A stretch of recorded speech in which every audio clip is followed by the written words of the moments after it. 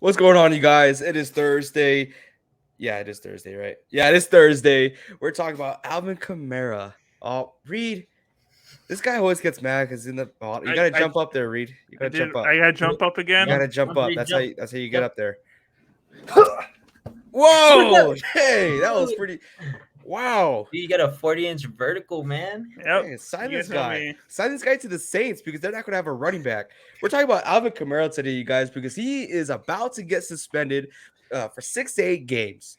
And why is this? Because something that happened way back when the Pro Bowl happened this past year. Yeah, it seems like a long time. I mean, gosh, that's when football was still happening. That's when a week before the Super Bowl. It's only I, I like 4 months ago. yeah, it's Yeah. barely like, geez, people get away with that. Man, dang, man. I miss football. But anyways, Alvin Kamara, he got arrested with was it assault battery out there in Las Vegas right the day before the Pro Bowl. So apparently this is a story, okay? It's story time with AJ Alvarado. Here we go. Ooh. So they're in a night. They're going to a nightclub in Las Vegas. It's one of those fancy schmancy ones where they're going upstairs. And I'm from the Valley. Okay, so if there's an upstairs nightclub, there's stairs. Okay, there's no elevator. Well, supposedly there's an elevator, nice air conditioning. People weren't sweating. It's weird. I know. So they're there in the elevator. Him and his clique with a couple other guys. I believe one of those guys was from the Kansas City Chiefs, cornerback, Lemons, right, or Lemon. Le Um, Mans or something. I don't know. Le Mans or so whatever, right? So they're there waiting to get in the club. They're all dressed up, spiffy, nice stuff. They're Pro Bowlers. They're gonna have a great time tomorrow or the next day. And the elevator door opens up, right? Some guy that was there standing next to the group tries to get inside the elevator. He was like, "Whoa, whoa, Alvin Kamara, this is whoa, wait up, man." He puts his hand in his chest. He's like, "Mm-mm, mm-mm." So the man got mad, as would I. I would get mad if someone did that to me. I don't care who you are. Pushes his arm out the way. And he was like, "Nah, dude, get off me." And so then Alvin Kamara pushed him again and started bam, bam, bam, started going one at it. And then the whole group came in. The guy fell on the floor. The whole group was kicking him, and he came unconscious. He came unconscious. It's a horrible story. So I'm sorry if I giggled a little bit, but yeah, he came unconscious. The man's okay right now, but supposedly Alvin Kamara landed eight punches to him and a couple of kicks, and so with the rest of the group. And he got arrested the day after the Pro Bowl. So even after go ahead. It was hours after the Pro Bowl. Hours after the Pro Bowl. So even after they literally beat this man unconscious because he didn't want them in the elevator with them, he still got to play the Pro Bowl and got paid. Yeah. Were there some strings pulled there? I think so. Yeah, probably. But that's kind of messed up, man. I mean, you hate to hear about it. You hate to see it. You don't want that to happen. I don't know if it was someone from the Niners, which I adore. I would be like, "Yo, dude, what are you doing?" I mean, I want to root for someone who's a good guy on and off the field. And I get it. You could be influenced, but I mean, there's still no excuse. No excuse to do that. Yeah, Especially, man. yeah. Go ahead. Get this, AJ. This is a statement from the New Orleans Times. It says Alvin Kamara has gained a well-deserved reputation for being a hard-working and community-minded individual. The recent Las Vegas allegations are not consistent with who Mr. Kamara has shown himself to be in both his public and private life. Therefore, we are conducting our own investigation into all the circumstances and individuals associated with the matter to determine both the facts and the motivations of all involved. So the video evidence of him hitting him 8 times and then proceeding to kick him while this man was unconscious with a group of athletes. Let me remind you guys, these are NFL athletes. They are top tier prime carnivores of our species. Okay. These guys are built to the max.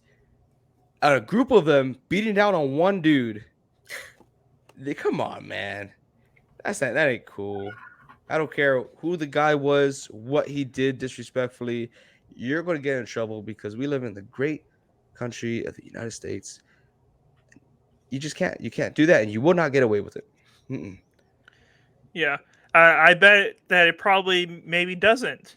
line up with his usual actions, whether it's in his private life or who he is out in the community. I bet that maybe he probably is a great guy. But at the end of the day, being a great guy and doing a bunch of great things doesn't excuse you from the one bad thing that you end up doing.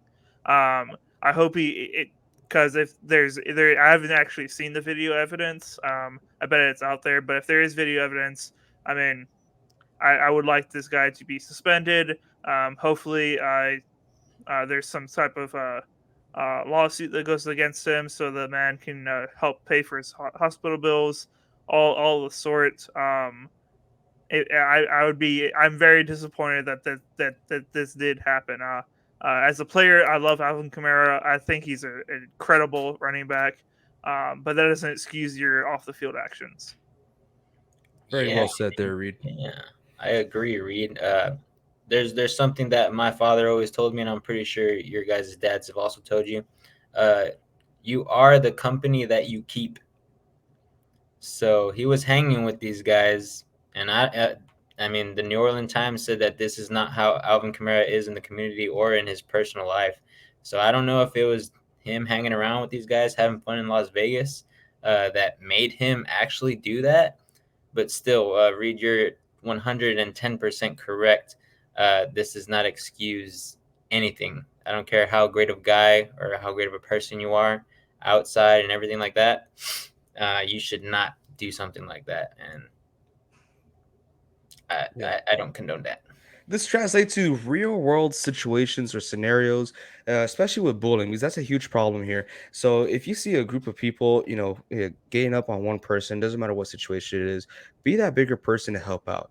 Okay, get in between them, or find help to make sure that is stopped, because it is not okay, and it's not okay just to stand by either. That's real talk right there with AJ Alvarado. Okay, but how big does this impact the New Orleans Saints? Because they're going down a good path. Their division, I don't want to say it's clear cut for them to win, but it is open even with the return of Tom Brady. I still feel like it's open to them. I'm not that big on Jameis Winston, but offensively, they have a lot of talent there. Okay, from your wide receivers, you got a whole new wide receiver corps. Okay, you drafted Chris Olave, you got Jarvis Landry, and you have Michael Thomas finally deciding that he's going to play just because he has help now. But that is a very talented wide receiver core. And your key piece, this is the key piece for the offense, was Alvin Kamara. He was a do-it-all guy, pass catching back, that third and short guarantee guy, the guy to he even blocks very well. He was the guy that he was the glue that stuck everything together. And now if he's going to be suspended for 6 to 8 weeks, your chances are looking a little slim there, because the NFC, yes, it's gotten weaker, but it's still no joke. I mean, I don't think if by you missing your key piece for 6 to 8 weeks, you have a good chance of making the playoffs. Don't think so. Yeah. I'm gonna break down some stats for you guys from last year. AJ just brought up some of the key pieces they're adding with Michael Thomas finally deciding to play and the additions they're making to the wide receiver group. So you could see my stats not really holding up to this next year, but I'm just going to read up some of these last year stats. So Alvin Kamara, what do you guys think the percentage of plays he played for the Saints last year? How often was he in the he was in the offense? I'll say about like 65%. Okay, Yeah, Vincent. I would say like 80 maybe. Okay, Vincent had it right on the dot. Almost 80%, 78.4% Oh wow, of the nice. plays. Huge part of this offense. Humongous part of the offense. Now, once they added Mark Ingram midway through the year, then his percentage did go down, but at the end of the day, huge part of that offense. Now, looking at the rushing and passing last year, the rushing, they were ranked number 16th in the NFL with per yards game, 117 yards every single game on average. Pretty respectable, right in the middle of the league. But let's look at their passing. So if he's out for 6 to 8 games, a lot of it's going to go to the passing game. Mark Ingram is not the same running back he used to be. He's older in age, so they can't throw everything on him. So let's look at what they were able to do in the passing last year. Now, guys, where do you they ranked 16th in rushing? Where do you guys think they ranked in the passing game last year. And 26. 26, Vincent? Is this including wide receivers as well, or are you talking No, about? this is yards per game, passing yards per game. Where do they rank? I'd say like 20th, honestly. Okay, they were ranked 32, very last in the Oh, league, wow. with 187 per game, 187 yards per game. Now, yes, Jameis Winston got hurt; he didn't play the full season. That's part of it. But at the end of the day, adding Jameis Winston, yes, he's the better quarterback in that room, but he's not the biggest game changer. As much as I like him, so having him out for 6 to 8 games and having to rely on your passing game, yes, they made wide receiver additions, and we should see some type of growth. But they were the very worst in the entire league last year, and that was with Sean Payton coaching. That was with one of the greatest coaches of all time coaching.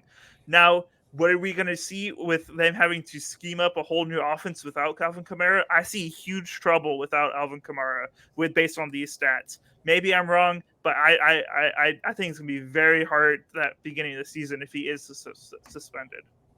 They also lost Armstead at free agency. That's a huge blow to their offensive line, which Yep. were riddled with injuries last year. Mm-hmm. Yep. New Orleans, you're in trouble. Yep. Yeah, man. This is equivalent to a Category 5 hurricane for them, in my opinion.